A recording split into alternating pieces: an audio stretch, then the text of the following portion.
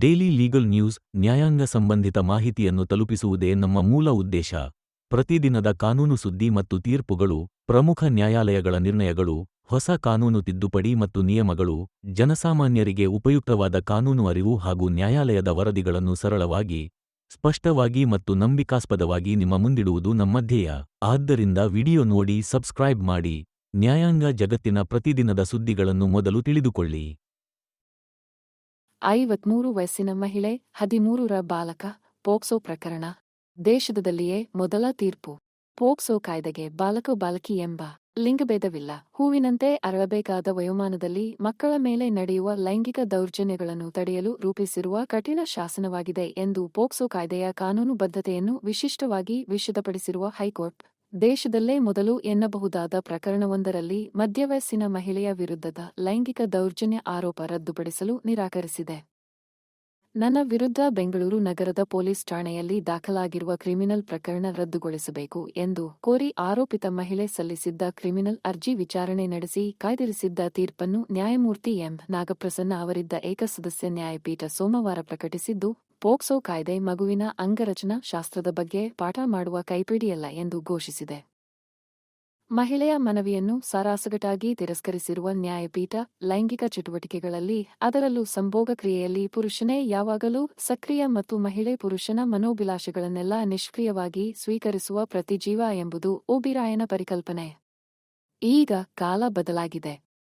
ಇಂತಹ ದೃಷ್ಟಿಕೋನ ಈಗ ಮಾಸಿದ ವ್ಯಾಖ್ಯಾನಗಳ ಕಂತೆಯೇ ಎಂದು ಅಭಿಪ್ರಾಯಪಟ್ಟಿದೆ. ಕಾನೂನು ಪುರುಷ ಮತ್ತು ಮಹಿಳೆಯನ್ನು ಏಕೋಭಾವದೊಂದಿಗೆ ನ್ಯಾಯದ ತಕ್ಕಡಿಯಲ್ಲಿ ಸಮಾನವಾಗಿ ತೂಗುತ್ತದೆ. ಈ ಪ್ರಕರಣದಲ್ಲಿ ಫಿರ್ಯಾದುದಾರರು ದೂರು ದಾಖಲಿಸಲು ತಡ ಮಾಡಿದ್ದಾರೆ ಎಂಬುದು ನಂಬಿಕೆಗೆ ಮಾರುದೂರದ ಅಂಶ. ಹಾಗಾಗಿ ವಿಚಾರಣೆ ರದ್ದುಗೊಳಿಸಲು ಸಾಧ್ಯವಿಲ್ಲ.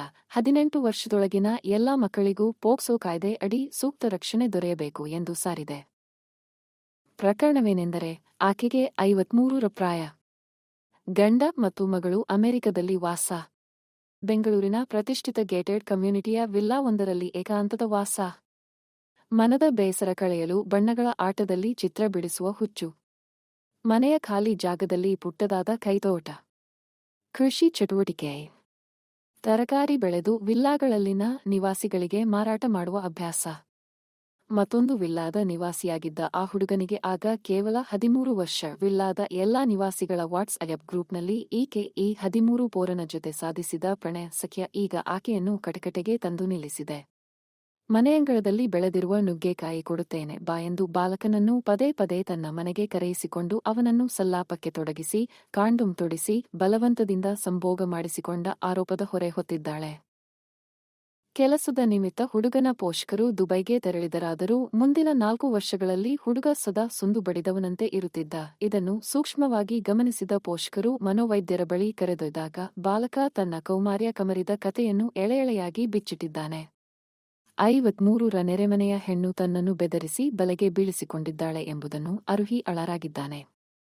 ಪರಿಣಾಮ ಪೋಷಕರು ಬೆಂಗಳೂರಿನ ಪೊಲೀಸ್ ಠಾಣೆಯಲ್ಲಿ ದೂರು ನೀಡಿದ್ದಾರೆ.